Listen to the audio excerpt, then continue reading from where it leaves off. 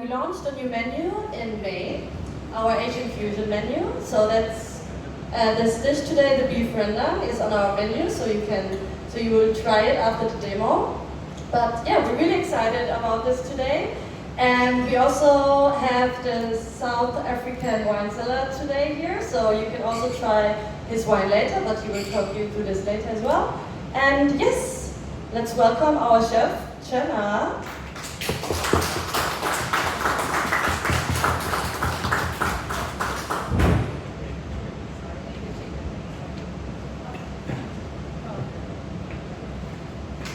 Morning, everyone. How are we all today? Good? Okay, cool. So as we said, You on? yeah, but it's very fun. Turn it up. As we said, I'm Jenna. I've been in Singapore for about 15 years now. Married to the country, as they say. And almost literally, because my husband is Chinese, from Malaysia originally. Throughout my career, I've done fusion food. When I was based in London, I worked for Peter Gordon, and he's like the fusion king of Europe, in a way. And we used to import ingredients from Thailand and some parts of Indonesia as well. So that's when I first started having more sort of a passion of fusion food for my culinary journey. And then obviously when I moved to Singapore, the ingredients are more accessible. And you don't have to hunt very far to find chilies and lemongrass and galangal and all the things where in London you have to go to Chinatown or the Asian boroughs to find the ingredients. So when I first arrived here, I was the executive chef of the steakhouse, which I used a little bit of Asian influence in. But through joining Takeafter about a year and a half ago, that's when I fully fledged gone back to the fusion roots. Not only here at the Exchange, but at Cafe Melbourne as well, we had some Asian influenced dishes, just done in a very Western way. So today is combining my two loves, which is Asia and Italy. If I didn't marry an Asian man, I wanted to marry an Italian. So not sure if my husband is lucky or I missed out, one or the other, right? So I have an Italian mentor who I worked under when I was 15 to 16 when I first started in the kitchens. And he taught me how to make pasta. And then when I lived in Europe, I actually went over to the Lake Como region where he was from and spent a bit of time there, followed by going to Milan to do a little bit of work, illegally, I must say. But that was the way that you had to kind of do it back in those days. And then paired together with a rendang. So a rendang is obviously very typical in this part of the world, derived from Indonesia, as probably you all know, and the meaning is slow cooking. Randang is very close to my heart. One of my dear friends who actually passed away about a month ago, she taught me how to make rendang. And so this is not her recipe that I use in the Melbourne, but it's a spunked up one, I guess that's the right way to say it, and a little bit of an easier one. This, as we all know, for rendang, different regions, different ways of cooking, different spice influences, different techniques as well. So this one is a little bit of a, I'm not going to say cheat, but it's a fast and easy one, but it's flavorful. So for our rendang here at the Exchange, it's slightly on the sweeter side than the chili side, because at the end of the day, as Westerners, not all people can take the chili hit, right? I can, I love chili bits, but not everyone can tolerate it. And so I kept it on the slightly sweeter side, but of course you can adjust the recipe which you have in front of you to suit your spice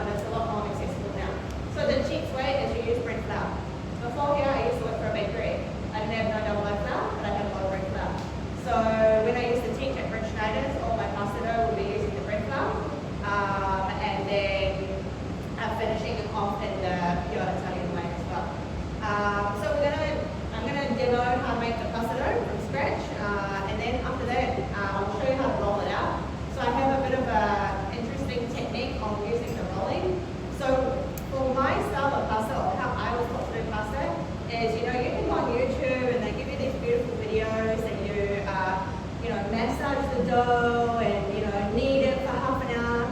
That's all bullshit, to be honest with you. You just need to combine it, and then you use your machine to do the work. And that's how the real Italians do it as well. Don't talk about the dollars because we can't compare anymore. After that, I'll talk to you a little bit about the rendang. Obviously, rendang, it takes about 2 to 3 hours to cook. So we're not going to sit here and watch, the pot boil because that's a bit boring. But I will talk to you about the basis of the rempah, some of the ingredients that we use, some of the ingredients that you can find to make it yourself at home as well. And then after that, you can sit down and enjoy the rendang. So you have to have a little bit of a suspense while I go into the kitchen and put my voice in there and create the dish for you that you can enjoy with the beautiful wines that we've had today as well. So we're very lucky to have an interesting pairing, and I'm not going to spoil it because we've got the wine expert over here. But we did a tasting the other day, and I think it's something that is quite different and very unique. That normally is not so typical, if that's the right way. Following the rendang is our eat and mess dessert, which is, again, it's a very English dessert, but I've done it in an Asian way with using pandan, pineapple, coconut, and lime meringues versus typically cream, strawberries, raspberries, and meringues as well. Okay? Any questions throughout? If you have any questions throughout, just let me know. You don't need to raise your hand yet. It's not like class. Just shout it out, or we can keep it to the end, whatever's easier, okay? Okay, so first of all, for the pasta dough, very, very easy way to do it. So, like I said, bread flour. Now, the tricky part is different bread flours contain different protein levels, okay? So, this is where my science hat comes on. So, typically, most bread flours within Singapore, the protein levels is between 11 and 12%, right? But in the bakery, our flour was protein levels of 13 to 14 because we needed strong protein bonds to create the bread. Okay, so why the water element of the recipe is approximate or agak-agak is because depending on how strong your flour is. Okay. Now, if you go and look at the back of the packet of your flour, it will tell you how much protein is inside. Okay. Generally, when I make pasta at home, which is so often or not, I buy the Randang brand. Okay, but you might not need the water inside. Okay, so it's a bit up in the air for that one. Other than that, the main component is egg yolks. Okay. But I also have that whole egg in there as well. So for your whole egg, obviously the yolk contains the fat, but the white is full of water as well. Okay, so that's where you've got to be careful about how much water you add in. You don't want your dough on the table to be too soft. Because if too soft, when it goes into the fridge for half an hour to an hour and relaxes, it's going to be very, very soft. And then when you go and roll it, you're going to have a problem. Okay, so it's going to be a bit tight or a bit dry at the start, but then after those egg yolks take over, soften those protein bonds down, they will start to loosen up, if that's the right way to say it, okay? So it's pretty easy. To be honest, at home, if you have a RoboCook, you can cheat using your RoboCook also, yeah? Put everything inside, done. Okay? Very fast, very easy. But I wanted to, be a proper chef and show you something you will. Okay, so basically, like you see on YouTube, the flour goes down.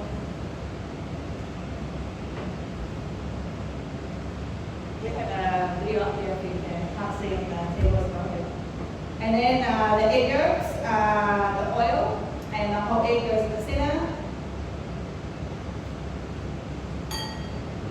And then basically mix it all up.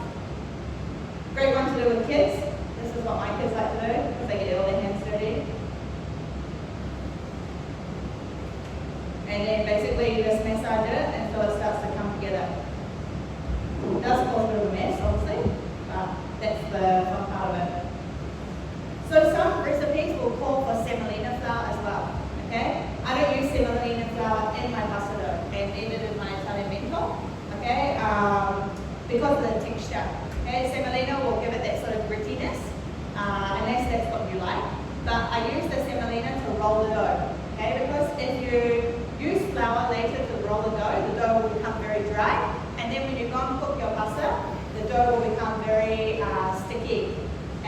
water, yeah? It will have like that sort of tacky coating on the outside, yeah? Which is what you don't want, okay?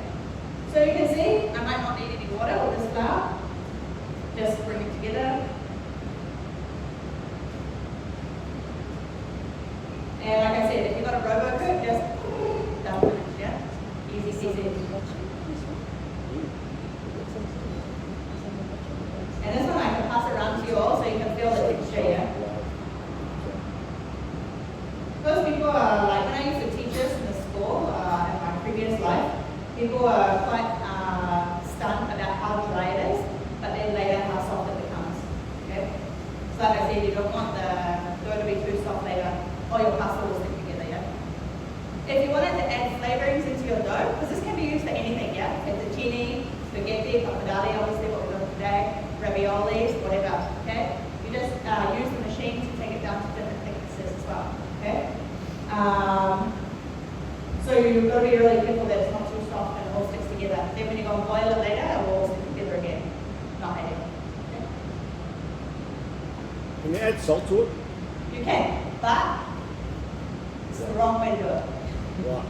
Okay, so there's a few myths with pasta dough. One is adding salt, okay? Salt will toughen your proteins. You don't want to toughen the proteins up. You want to relax the proteins so you get a nice tender bite of your pasta. Okay, when I worked for my Italian mentor, when I went back to run his restaurant when he got sick, my job literally as the sous chef or chef in charge was to taste the pasta water. So your pasta water needs to be as salty as the sea. Okay? Then when the pasta water is salty, the salt will infuse into your pasta dough, and therefore you get the salt element in there. And the other myth with pasta is adding oil to the water. It's just bullshit. It doesn't do anything. Okay? Really, honestly speaking. Yeah, it's just Jamie Oliver trying to become famous, basically. Sorry, Jamie. But basically, when you want to put your oil on your pasta is once it comes out of the water. So you blanch your pasta, take it out, drain it, then put the oil on. Then it won't stick together. Putting it in the water does nothing. Nothing at all. Okay? Okay? It's done. Just like that. Pass it around. I'll pass it around so you can feel it. It's quite tight, yeah?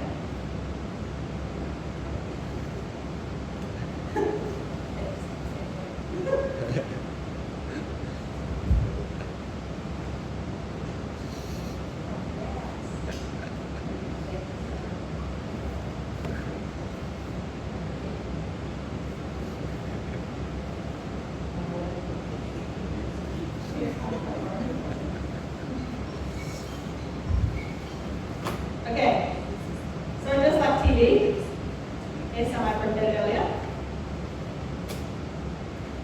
So the flatter you can chill it down, the easier for you later, yeah? Ideally, you don't want it to sit out too long, okay? Because it will become sticky like this. So again, you want to roll it straight from the fridge. It's not my first rodeo, so. Okay, then.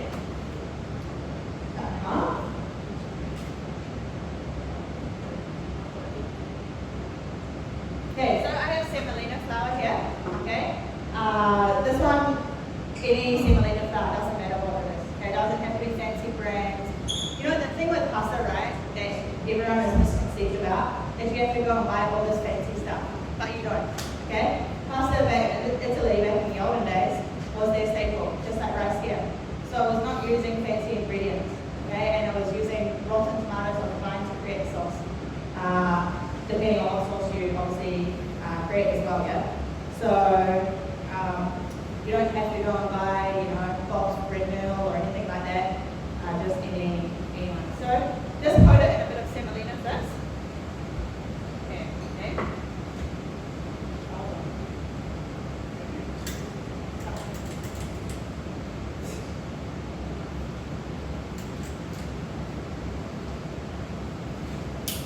Sorry.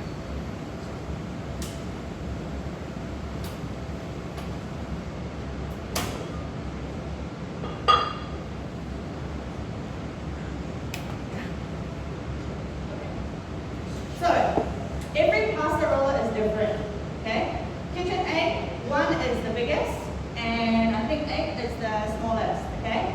Kenwood is the other way around, okay? So it's knowing your pasta roller. Now, gone are the days where you want to crank it, okay, you can. But the thing with this dough also, if you don't have a pasta roller, it's not the end of the world. Use a rolling pin and a lot of strength and just roll it out yourself, okay? That's just like scraps, you know. Like I said, pasta was the thing to feed the masses, yeah? It wasn't about it looking pretty and all the different styles like it is today. It was literally to fill you up, okay? So, my trick is, I go on pasta stage because I don't want to do it. We go through once, okay? And then twice. So this is because I didn't leave it for like half an hour, right, like the video, okay? Then you fold it over. You fold it here and fold it here, okay? This will create your nice strong bonds in your pasta for later, okay? Then you just flatten it out a little bit and go through another 2 times. Now the thing you need to remember with your pasta dough is don't make it too wide. Don't try and shove it in your machine. You will spoil your machine, yeah? The amount of students I had last time that just used to shove the pasta through, oh my god. Okay, so go through 3 times. Now, if you find that it's getting stuck or, you know, it feels a bit sticky, just add more semolina. The semolina will help absorb some of the water, yeah? Then you go to number 2, and you go through. Then you go to number 3, and you go through.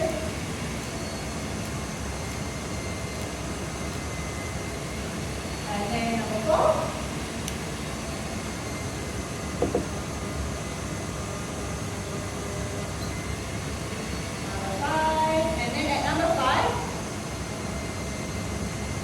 We want to stop a while, okay, and fold it over again. This is your second knee, okay?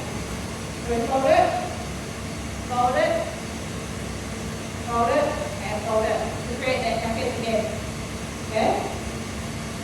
Then either use a rolling pin or you can use your hand. Then you've got to go back to number 1, okay? This will create a nice texture and a nice bite in your pasta. If you just roll from 1 to 9, your pasta will become very soft, not al dente as we generally like it, yeah? Go back to number 1. Then, the thing with pasta, it's a bit subjective to how thick or thin you like it. Obviously, there is rules of thumb for different pasta styles. For ravioli, we want to take it down to almost number 8, okay? But for pappardelle, you want it to be a bit thicker, okay? Some of the linguine also slightly thicker, and that will all depend because you have attachments that go on here as well, right? That can cut your spaghetti or your pasta.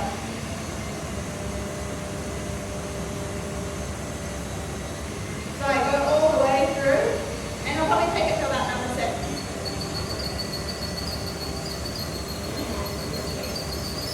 And if you feel it's getting too long, this is a great job to do as a date night or like I said with your kids. If it's getting too long, just cut them off.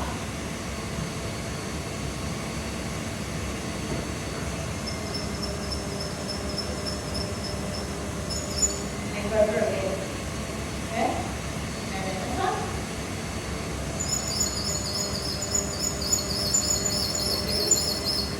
Okay, then you have your nice pasta shapes. Okay.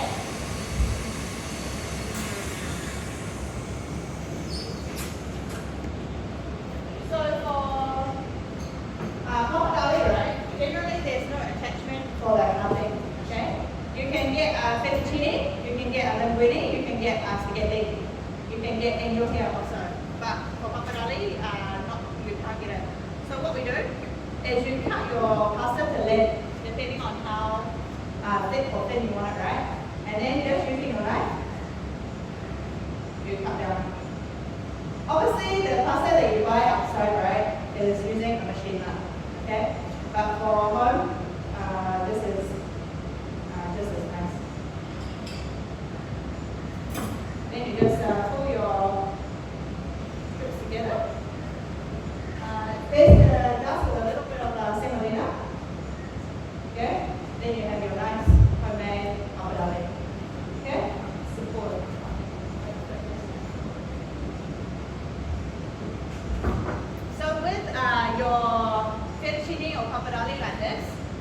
It's not great when you freeze it, but if you make raviolis, you can freeze them. And then you boil them from frozen, about 6 minutes, they're finished. Okay, so again, you just like cut all the way down. I'll just show you a couple of sheets.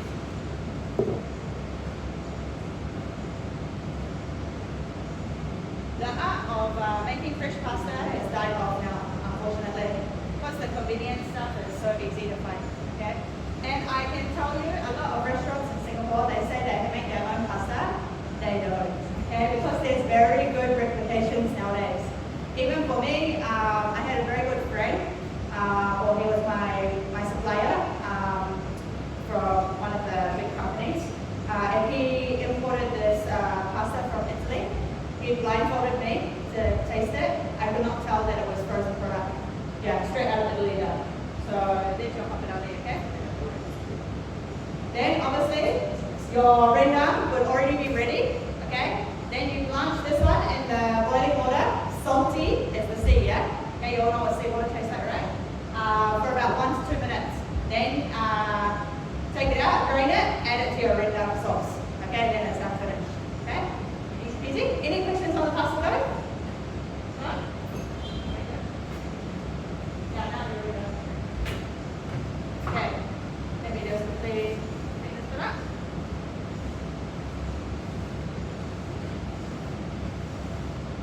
The problem with semolina is it makes a mixer.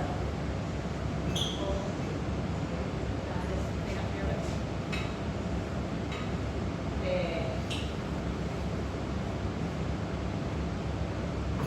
Okay, run that back, come back. So, Brenda, I feel a little bit,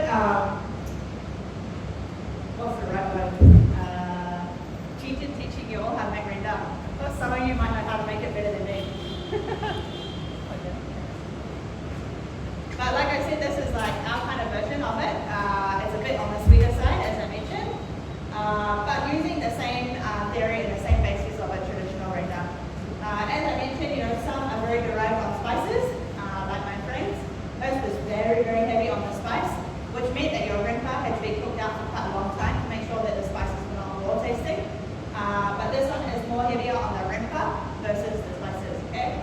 So for the rimpa, we have here in the bowl, I blended it already because otherwise you won't be able to hear me later. And basically, this is your shallots, blue ginger, old ginger, turmeric leaves, lime leaves, that's about it.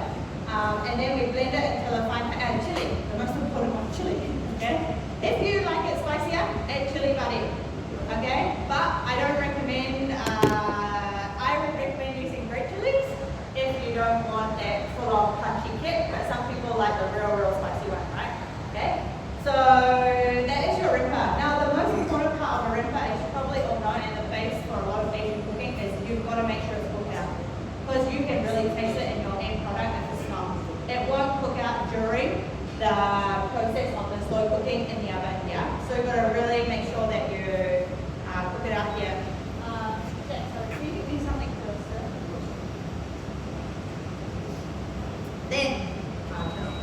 Then the other ingredient. So I use beef cheek. Why? Because it's very luxurious and it's yummy. But you could use any of the tougher cuts of beef. You can all hear me if the mic's not there, right? Okay. So you also can use the other tough cuts of the meat as well. If you want to speed up your rendang, but it's a very expensive way of doing it, use tenderloin. Okay? But it's a very, very expensive way to make your rendang very fast. But some people these days will do that because it's a cheap way and it's done within an hour, basically. Okay?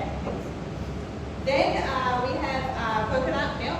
I like the Karo brand, personally. We have carrot stick. So carrot stick is our coconut sugar. Okay? I use this brand. It's from Shengshong. I love Shengshong. Best supermarket in the world, I reckon. So that's derived from the coconut. We have some asam for a little bit of sourness. Okay? We have a bit of brown sugar, obviously for a bit of the sweetness. We have chili paste. We use Shinglong chili paste. It's quite spicy. You may need to adjust it if you handle so much chili, maybe reduce it by half, yeah? Okay? And then we had some cinnamon, cardamom, and star anise, okay? So basically for your rimpa, and you're not really going to want to sit here and watch me for the whole day, but we just whack it in the pot.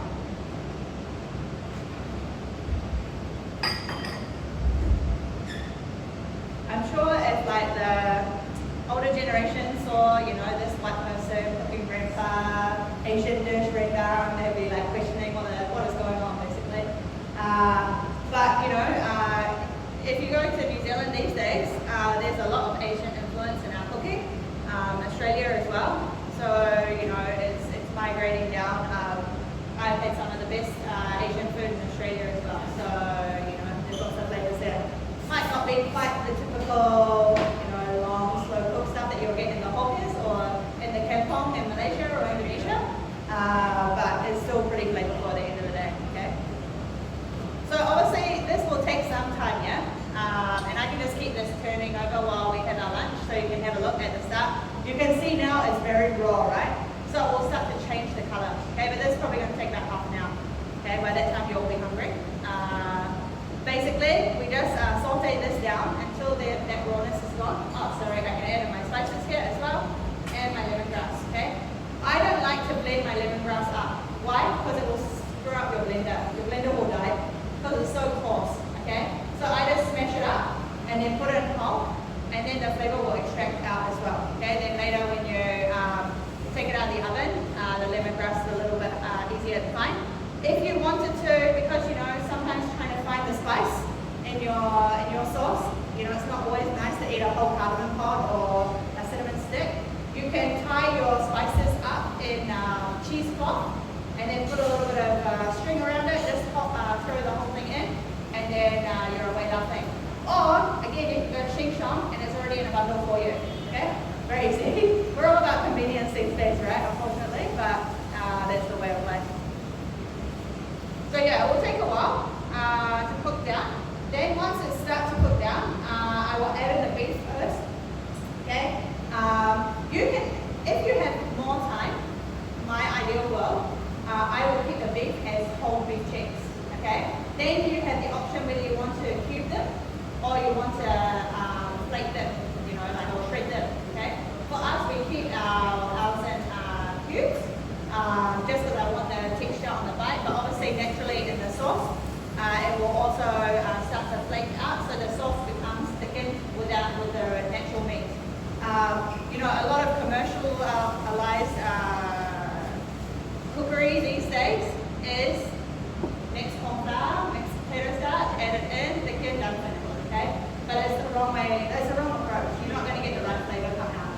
Just like when you make beef bourguignon, for example, you know, same sort of thing, there's different ingredients. At the end, you know, you should reduce your sauce down. You might have to thicken it a little bit with a bit of corn flour, but not too much. And use your actual sauce to really create the body of your dish as well. And your meat will also help on thickening the sauce as well.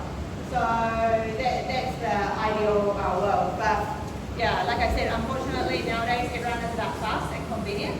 And likes to cheat a little bit along the way, I guess. So yeah, once it's cooked out, I will add in the beef cheek. Halfway through, I will add in my chili paste and cook out my chili paste a little bit, okay, just to get that rawness off your paste. Then I will add in my beef cheek. I will add in my coconut, the water, the asam, and the curry. Then basically put it into a crock pot or a casserole dish of some description. Put in the oven, 150 degrees. Forget about it for 2 to 3 hours, yeah? Okay? If you wanted to keep it on the stove, maybe you don't have an oven, because some houses don't in this part of the world, you can also keep it on the stove. But you need to put your fire on very, very, very small fire.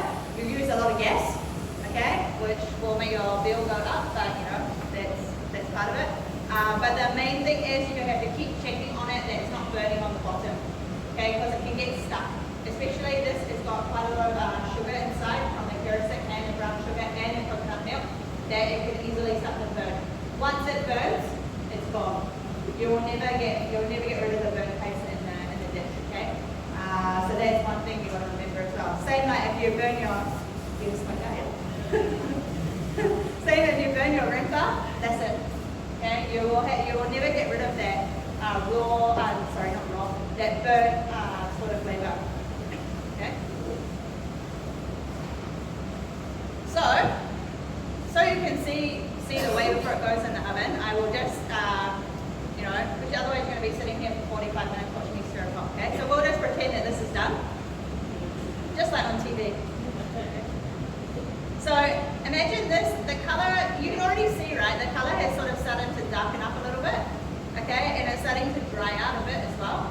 Your rimper will start to dry because obviously as the heat is extracting all the liquid from the shallots and the galagal and the ginger and everything inside, and the flavor starts to actually come out now. At the start there's not much flavor. Now it's still going to smell like rimper for the whole of the day. Not a bad smell. So what I would do next, in a real world, if this was all nicely cooked out, okay, is I would add in my chili, okay, and I will cook that for, a short time. Yeah, you're good. He cannot handle chili. He's fake. So add in the beef as well, okay? Sort of coat that up. But like I said, this is like half an hour later, yeah? Don't add in your beef now at home because your rimper will taste a bit raw, yeah? So add in the beef, give it a bit of stir. You don't need to sear it, okay? That's a very French way of doing things, okay? I'm classically French trained. But, for bourguignons and stuff, they will say sear all your meat and put it into the stock to lock in the juice and the flavor, okay? You don't necessarily need to do that, okay? If you want to, you can, but it's not going to be the make or break of it, okay? Then you add in your coconut, your water, your carrot stick,